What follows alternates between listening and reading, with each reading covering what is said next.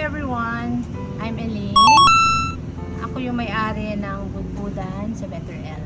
Started the business in 2022.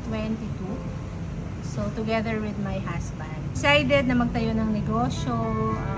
Of course, para ma-express namin yung hilig namin sa pagkain kasi dumadayo pa kami sa ibang lugar. Tapos, tinitingnan namin kung masarap yung mga ino-offer nila. So, we wanted to have a business like yun nga, kainan, para kami naman ang dayuhin this time. Mga produkto ng Budbudan sa Better L. So, nag-umpisa kami sa budbod. So, ito din ang bestseller namin. And then, meron din kami dinagdag na mga silog. And tapos, nagpares kami. Nagdagdag din kami ng sisig. At ngayon, may pinakabago kaming produkto, which is yung tumbong soup. The best na pinapartner with lechon kawali. And then, we do cater yung mga ihaw. So, meron kami every Friday and Saturday. So, pwede nyo tikman lahat yan.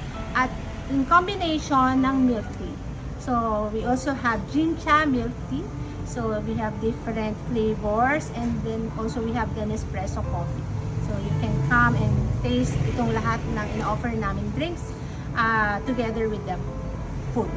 Pinili namin to kasi accessible. Of course, yan lang yung bahay namin sa harap. And then, dito kami nagtayo sa likod. Since merong bakanting lote, so might as well na mag-invest kami kung saan merong malapit sa amin.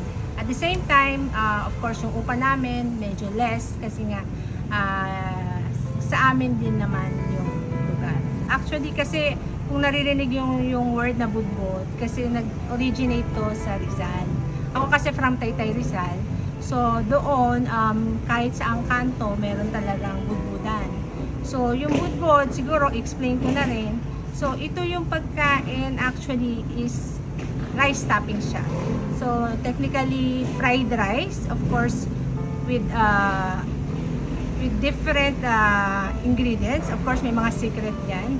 So, may twist yung fried rice namin. And then, may toppings siya.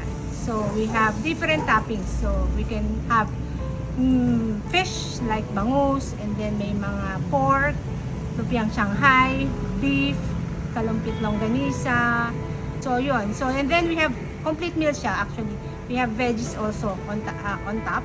So, meron siyang tomato, and then yung mga onions, and other stuffs. So, everyone out there, please come and visit our Budbudan sa Better L.